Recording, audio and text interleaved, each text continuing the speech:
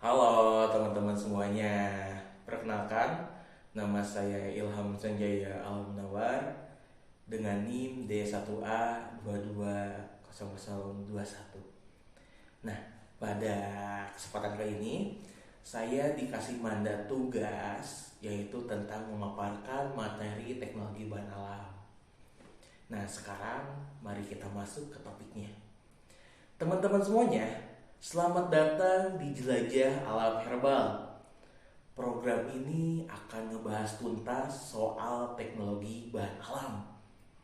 Nah, teman-teman, pernah dengar kan bagaimana tanaman-tanaman di sekitar kita ini bisa menjadi obat mujarab? Nah, di sini kita akan ngebahas tuntas tentang rahasianya. Teknologi bahan alam ini seru banget loh. Kita akan belajar bagaimana bahan-bahan dari alam, mulai dari tumbuhan, hewan, sampai mikroorganisme bisa diolah jadi sesuatu yang bermanfaat, terutama buat kesehatan kita. Islam sendiri mengajarkan kita untuk memanfaatkan berbagai ilmu, termasuk ilmu kesehatan untuk menyembuhkan penyakit. Dan beberapa tanaman pun disebut dalam Al-Quran sebagai karunia Allah yang bisa dimanfaatkan manusia. Misal, buah kurma, anggur, delima, dan zaitun yang udah banyak dipakai dalam pengobatan. Bahkan ada hadis Rasulullah yang bilang, setiap penyakit ada obatnya. Keren bukan? Oke teman-teman, sebelum kita menyelam lebih dalam ke dunia teknologi bahan alam, kita harus mengenal dulu nih sama aktor utamanya, yaitu Simplicia. Apa itu Simplicia? Gampangnya, Simplicia adalah bahan alami yang digunakan sebagai obat dan belum mengalami proses pengolahan apapun, kecuali dikeringkan. Jadi, dia itu ibarat bahan baku mentah yang paling dasar dari alam, tapi sudah siap untuk diolah lebih lanjut. Bayangkan nih, kalau kita mau bikin jus buah naga, buahnya kan harus dicuci dulu, dikupas, baru di blender. Nah, Simplicia kurang lebih seperti itu.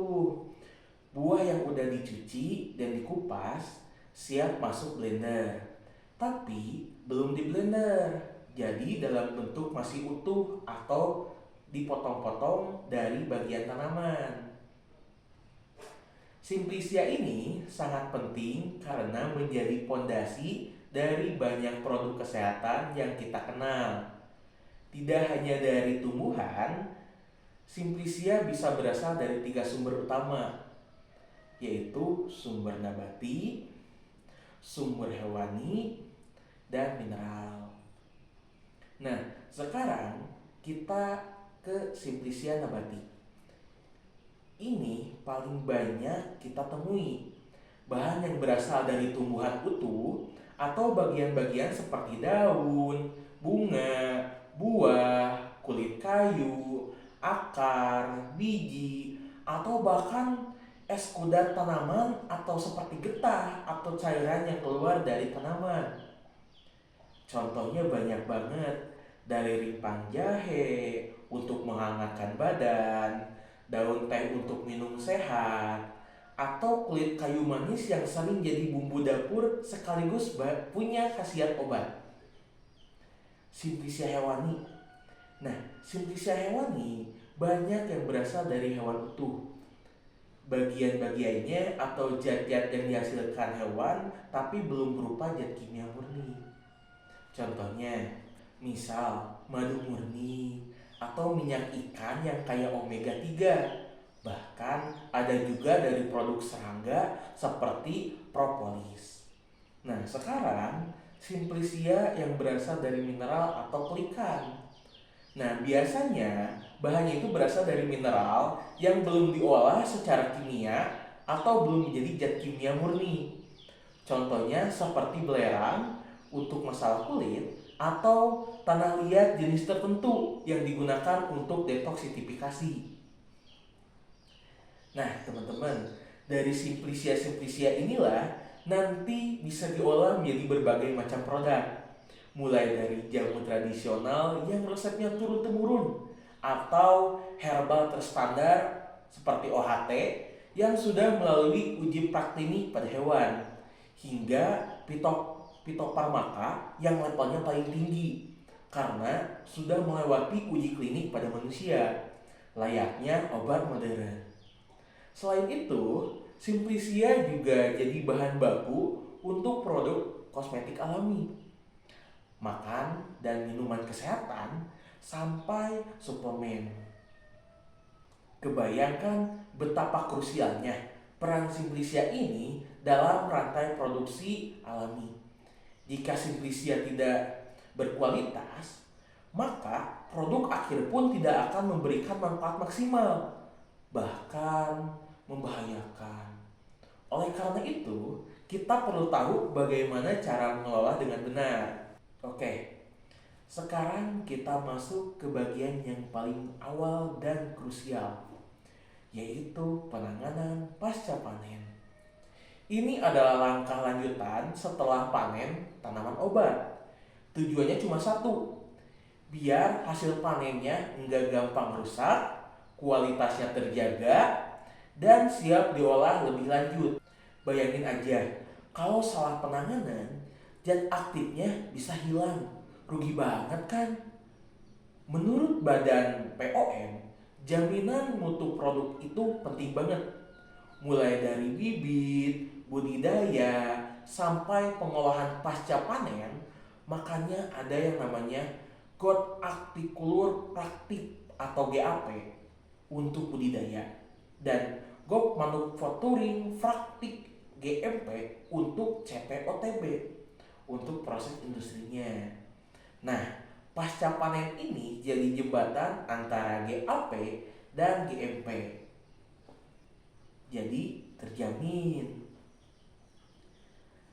Nah, sekarang ada 8 tahapan penting dalam penanganan pasca panen untuk menghasilkan Simplicia berkualitas.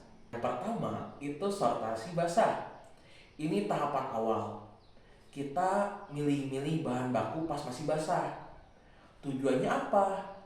Nah, tujuannya untuk membuang semua yang gak penting, kayak tanah, kerikil, serangga, atau tanaman lain yang enggak diinginkan. Nah, kita mau Simplicia yang benar-benar murni loh. Jadi, jangan sampai ada kotoran atau bahan asing yang lebih dari 2% ya. Kalau biji-bijian bisa pakai tampah atau nyirup untuk membersihkannya. Nah, yang kedua itu pencucian. Setelah dipilah, dicuci bersih. Tujuannya buat ngilangin kotoran, mengurangi mikroba pembusuk, dan menghilangkan sisa-sisa pestisida. Nah, pakainya itu pakai air bersih mengalir ya, biar kotorannya gak nempel lagi. Bisa juga pakai metode peredaman berurang atau penyemprotan. Setelah dicuci, Simplicia kita masukkan ke penirisan. Nah, yang ketiga itu ada penirisan. Setelah dicuci, Simplicia ditiriskan alias dikeringkan dari sisa air. Ini penting biar pas dirajang nanti lebih gampang dan proses pengeringannya bisa lebih cepat. Nah, kemudian sekarang kita ke yang keempat, yaitu perajangan. Nah, proses motong-motong bahan jadi ukuran yang lebih kecil itu ada perajangan. Tujuannya biar apa? Biar gampang dikeringkan, dikemas, disimpan, dan yang paling penting biar gampang diolah lebih lanjut, seperti dibuat ekstraksi. Tapi hati-hati loh, kalau terlalu tipis, zat aktifnya bisa menguap. Tapi kalau ketebelan, malah keringnya itu lama dan gampang jamuran. Idealnya antara 3 sampai 4 mm. Yang kelima, itu ada perajangan. Nah, ini inti dari penanganan pasca panen. Tujuannya apa? Nah, ini ngilangin sebagian besar air dari bahan sampai kadar airnya sesuai standar. Biasanya di bawah 10%. Nah, kenapa harus dikeringkan? Biar jamur dan mikroba patogennya nggak tumbuh, zat aktifnya nggak rusak, umur simplicianya lebih panjang, dan kualitas simplicianya makin oke. Nah, untuk pengeringan itu banyak caranya. Salah satunya bisa pakai sinar matahari langsung. Nah, ini lebih murah, tapi kekurangannya kurang higienis. Nah, ada juga yang menggunakan microwave. Itu bisa lebih cepat dan keringnya pun bisa kita atur. Nah, sekarang itu kita ke sortasi kering. Setelah kering, kita dipilah-pilah lagi. Kali ini buat memisahkan kotoran, bahan asing, atau simplicia yang rusak selama proses sebelumnya. Nah, selanjutnya yang terakhir itu pengemasan. Simplicia yang sudah bersih dan kering harus dikemas dengan baik. Kemasan yang bersih, kering, dan tertutup rapat itu penting banget. Bisa pakai plastik, bahkan pakai vacuum slayer. Nah, jangan lupa pakai label ya, biar identitasnya, jumlahnya, kualitas, tanggal produk, dan kadaluarsanya itu jelas. Nah, sekarang ada penyimpanan. Penyimpanan ini kita disimpan di gudang yang bersih, tertutup, penerangannya cukup, sirkulasi udaranya bagus, dan gak lembab. Nah, minimal kelembaban itu 30-55%. Dan ingat, prinsip pipo, first in, first out. Yang masuk duluan, itu yang keluar duluan, biar gak ada bahan yang kelamaan disimpan. Nah, teman-teman, setelah proses pasca panen yang panjang, kita masuk ke tahapan standarisasi simplicia. Apa itu standarisasi? Nah, ini adalah proses penting untuk menjamin produk akhir atau obat. Kita punya nilai parameter tertentu yang konstan. Intinya, biar simplicia yang kita pakai itu mutunya terjamin dan bisa dipertanggungjawabkan sebagai obat. Di Indonesia, tujuan standarisasi itu jelas, menjamin mutu produk dan jasa dengan mempertahankan keamanan, keselamatan, kesehatan, lingkungan, dan juga perkembangan teknologi. Siapa aja yang terlibat?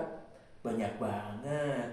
Ada produsen bahan baku, distributor, penggunaan seperti masyarakat gitu, lembaga akademis, pemerintah, melalui proses registrasi dan pengawasan mutu.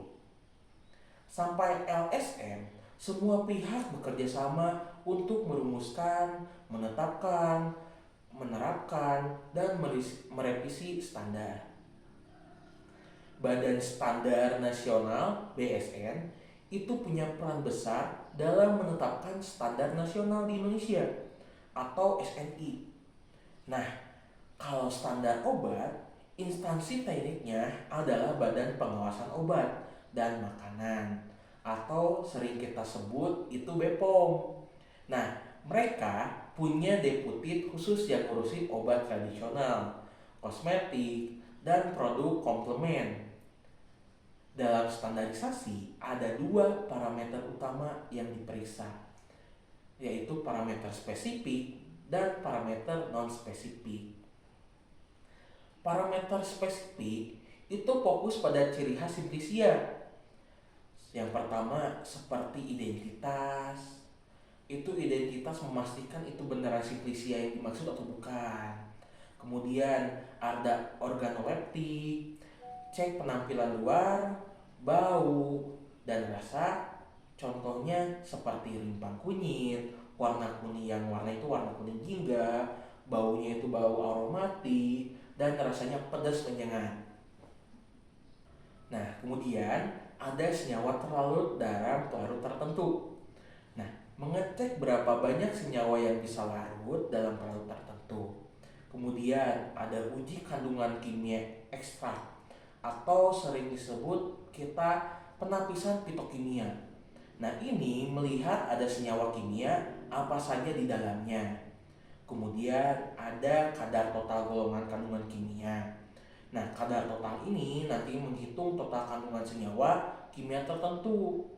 Kemudian ada kandungan kimia tertentu. Nah, ini mengukur kadar senyawa spesifiknya seperti apa. Nah, sekarang kita lanjut ke parameter non-spesifik. Nah, ini lebih fokus ke eksternal atau umumnya kita bisa mempengaruhi kualitas simplisia. Nah, yang pertama itu parameternya ada kadar air. Nah, kadar air ini penting banget karena kadar air yang tinggi bisa memicu pertumbuhan jamur dan mikroba. Kemudian kadar abu. Kadar abu mengukur jumlah mineral organik. Nah, kalau cemaran logam berat, ini memastikan tidak ada logam berbahaya seperti merkuri, timbal, atau kadmium yang melebihi batas. Nah, selanjutnya ada cemaran mikroba. Memastikan tidak ada mikroba atau patogen dengan mikroba non-patogen yang melewati batas aman. Yang terakhir ada cemaran kapang, kamir, dan aflatoksin. Nah, ini penting banget untuk menstabilitas ekstrak dan kesehatan. Nah, setelah simplisia terstandar, langkah selanjutnya yang gak kalah penting adalah ekstraksi. Apa itu ekstraksi? Gampangnya, ekstraksi itu adalah proses memisah-misah zat yang kita inginkan dari bahan alam. Prinsipnya itu like dissolve like. Jadi, senyawa yang sifatnya polar akan tertarik sama pelarut non-polar. Begitu juga sebaliknya. Nah, tujuan ekstraksi ini banyak banget loh. Salah satunya itu pemisahan. Nah, kenapa pemisahan? Karena kita akan memisahkan zat aktif dari komponen lain. Kemudian ada penanganan simplisia berhubungan sama penyimpanan. Nah, kemudian ada standarisasi. Nah, ini standarisasi ini untuk menentukan dosis dan kadar zat yang berkhasiat. Kemudian ada formulasi. Nah, formulasi ini buat bahan dasar produk. Nah, kemudian sekarang kita akan menjelaskan ada dua metode ekstraksi. Yang pertama ada ekstraksi cara dingin dan yang kedua ada cara panas.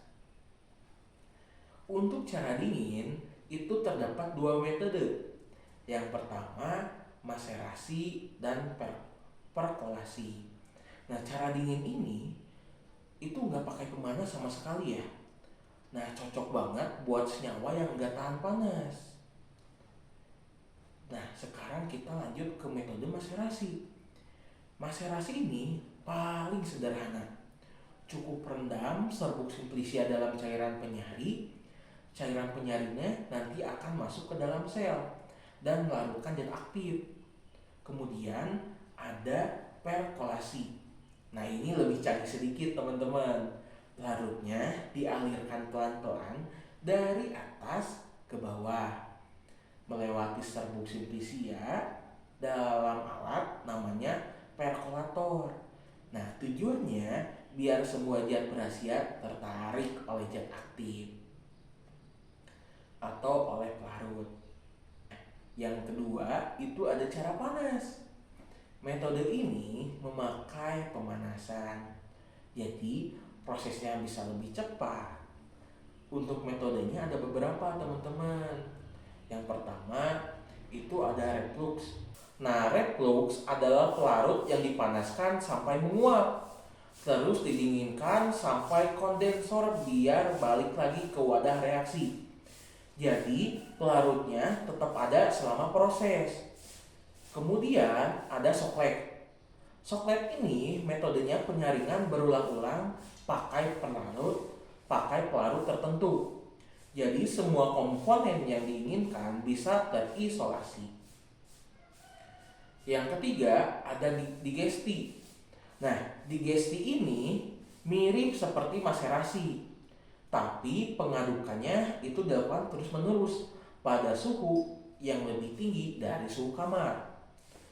Kemudian ada dekok. Nah, dekok ini proses penyarian pakai air panas banget, sekitar 90 derajat Celcius selama 30 menit. Nah, sekarang yang terakhir itu infus atau infusa.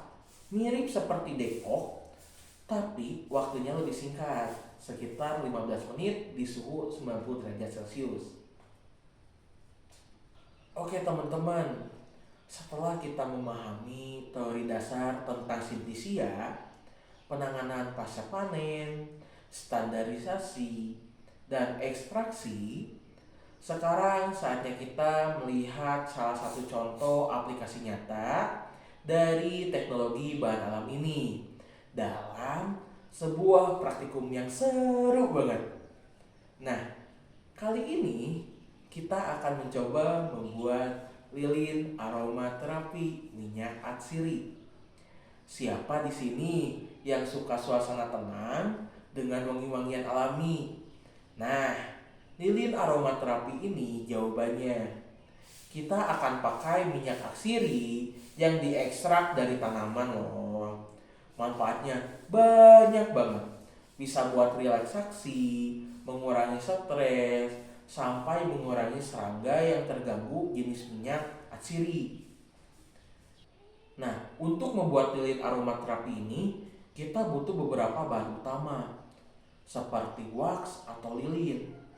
Nah, wax ini adalah bahan dasar utama untuk membuat lilin aromaterapi minyak atsiri. Nah, untuk jenisnya juga banyak-banyak loh. Jenisnya itu yang pertama seperti ada soy wax. Soy wax ini lebih ramah lingkungan teman-teman. Kemudian ada parafin wax juga yang umumnya terjangkau. Kemudian ada wax yang alami. Kemudian pilihan wax ini akan mempengaruhi karakteristik lilin kita, seperti lama bakarnya dan seberapa baik dia menahan kelelehannya dan menahan kewangiannya teman-teman. Kemudian kita perlu minyak atsiri atau sering disebut essential oil. Nah, ini bintang utamanya. Minyak atsiri inilah yang akan memberikan aroma dan efek aromaterapi. Misal, minyak lavender untuk relaksasi. Kemudian ada peppermint juga untuk menyegarkan, atau citronella untuk mengusir nyamuk teman-teman. Jadi penting banget pakai minyak atsiri yang murni dan berkualitas, hasil dari ekstraksi yang tepat tentunya. Kemudian ada sumbu lilin teman-teman. Tentu saja lilin butuh sumbu untuk dibakar. Ukuran sumbunya juga harus disesuaikan dengan diameter wadah lilin yang kita punya, agar apinya stabil dan lilinnya terbakar merata. Kemudian kita juga perlu wadah lilin teman-teman. Nah, wadahnya ini bisa terbuat dari kaca, keramik, atau kaleng. Tapi biasanya yang sering kita jumpai itu terbuat dari plastik atau kaca atau keramik. Kemudian ada pewarna lilin. Nah, pewarna ini biasanya kita opsional teman-teman. Bisa dipakai, bisa tidak juga. Kalau mau lilinnya lebih cantik, bisa ditambahkan pewarna khusus lilin teman-teman, biar lebih cantik juga. Nah, mari kita mulai proses pembuatannya teman-teman. Yang pertama, kita akan masuk ke pelelehan wax. Langkah-langkahnya adalah melelehkan wax. Kita pakai metode double boiler atau Bain Marie untuk melelehkan wax secara perlahan dan merata agar tidak gosong. Suhu yang tepat saat melelehkan itu penting banget. Biasanya sekitar 60-80 derajat Celcius tergantung jenis waxnya. Kemudian penyiapan sumbu. Sementara wax meleleh, kita siapkan wadah dan sumbunya. Pasang sumbu di tengah dasar wadah menggunakan perekat atau bisa klip sumbu agar tidak bergeser saat wax dituangkan. Pastinya sumbunya tegak lurus ya. Kemudian tidak ada pencampuran minyak atsiri. Setelah wax meleleh sempurna dan suhunya sudah agak turun sekitar 50-60 derajat, tapi masih cair ya, barulah kita masukkan minyak atsiri. Kenapa harus agak dingin? Karena minyak atsiri itu mudah menguap pada suhu yang tinggi. Jadi, kalau dicampur pas waxnya masih terlalu panas, aromanya bisa hilang. Aduklah perlahan hingga minyak atsiri tercampur merata. Lanjut, sekarang kita masuk ke penuangan lilin. Tuang campuran wax dan minyak atsiri ini ke dalam wadah yang sudah disiapkan sumbu. Kemudian tuang perlahan dan hati-hati ya. Kemudian kita lanjut ke proses pengerasan teman-teman. Nah, di sini diamkan lilin hingga mengeras sempurna. Proses ini bisa memakan waktu beberapa jam tergantung ukuran lilinnya dan suhu ruangannya. Hindari menggerakkan lilin saat masih dalam proses pengerasan agar permukaannya halus. Nah, teman-teman, ini adalah lilin aromaterapi yang kita buat sudah jadi. Tapi pekerjaannya kita masih belum selesai. Dalam teknologi bahan alam, kita juga harus memastikan produk yang kita buat itu berkualitas. Jadi, kita akan melakukan uji sediaan untuk lilin ini. Beberapa pengujian sederhana yang bisa lakukan antara lain seperti uji organoleptik. Nah, ini adalah pengujian paling dasar. Kita akan mengecek penampilan lilin secara keseluruhan. Apakah warnanya itu homogen, bentuknya rapi atau tidak. Kemudian yang paling penting, apakah aroma minyak atsirinya itu tercium jelas dan sesuai yang kita inginkan. Wanginya sudah terasa banget, menandakan minyak atsirinya sudah menyebar dengan baik. Yang kedua, itu kita ada uji homogenitas. Nah, pengujian ini memastikan bahan minyak atsiri tercampur rata dengan wax. Tidak ada bagian yang menggumpal atau minyak yang terpisah di permukaan. Ini penting agar lilin terbakar merata dan aromanya keluar secara konsisten. Yang ketiga, ada uji titik leleh. Ini adalah proses pengujian yang lebih teknis. Kita akan menentukan pada suhu berapa lilin mulai meleleh di titik leleh ini. Di titik leleh ini mempengaruhi durasi bakar lilin dan kestabilannya. Jika titik leleh terlalu rendah, lilin bisa cepat habis atau meleleh sendiri di suhu ruang yang panas. Jika terlalu tinggi, lilin mungkin susah terbakar. Dengan melakukan pengujian-pengujian ini, kita bisa memastikan bahwa lilin aromaterapi yang kita buat tidak hanya wangi, tetapi juga aman dan memiliki kualitas yang terjamin. Itu menunjukkan bagaimana pentingnya standar dalam setiap langkah pengolahan bahan alam. Wah, nggak kerasa banget ya, kita sudah banyak banget belajar soal teknologi bahan alam. Mulai dari filosofinya, gimana cara menanganinya setelah panen, sampai gimana biar simplisia kita berkualitas dan siap diekstrak. Intinya, semua tahapan ini penting banget untuk memastikan produk bahan alam yang kita konsumsi itu aman, berkualitas, dan berhasiatnya terjamin. Jadi, jangan salah pilih produk herbal ya. Pastikan sudah melalui proses yang benar dan terstandar. Terima kasih sudah bergabung di Jelajah Alam Herbal. Semoga ilmu ini bermanfaat dan bikin kita makin cinta sama kekayaan alam Indonesia. Sampai jumpa di episode selanjutnya. Bye-bye.